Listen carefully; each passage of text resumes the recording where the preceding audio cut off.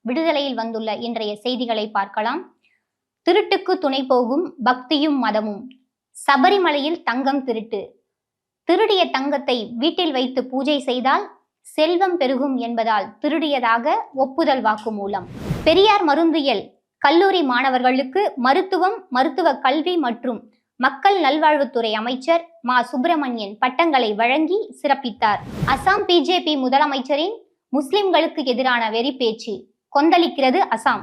வரவேற்கத்தக்க அறிவுசார் நகரம் என்ற தலைப்பில் இன்றைய தலையங்கம் இடம்பெற்றுள்ளது. திருவள்ளூர் மாவட்டத்தில் இந்த அறிவுசார் நகரம் அமைந்தாலும் தமிழ்நாட்டுக்கே உரித்தான பொது சொத்தாகும். திராவிட மாடல் ஆட்சி காலத்தில் அடிக்கல் நாட்டப்படுகிறது.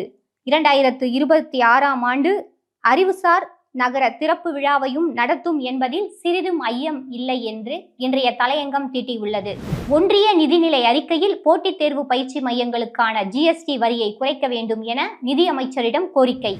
தேசியவாத காங்கிரஸ் கட்சி தலைவர் அஜித் பவார் விமான விபத்தில் உயிரிழந்ததை தொடர்ந்து மகாராட்டிர மாநில துணை முதலமைச்சராக அவரது துணைவியார் சுனேத்ரா பவார் இன்று பதவியேற்க உள்ளார். பாஜகவில் ஊழல் செய்தவர்கள் வாஷிங் மிஷினில் தூய்மைப்படுத்தப்படுகிறார்களா? கோட்சேவின் வாரிசுகளுக்கு தக்க பாடம் புகட்டுவோம் என தமிழ்நாடு முதலமைச்சர் மு.க. ஸ்டாலின் காட்டம்.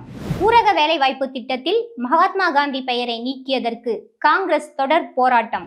டபுள் என்ஜின் சர்க்கார் லட்சணம்.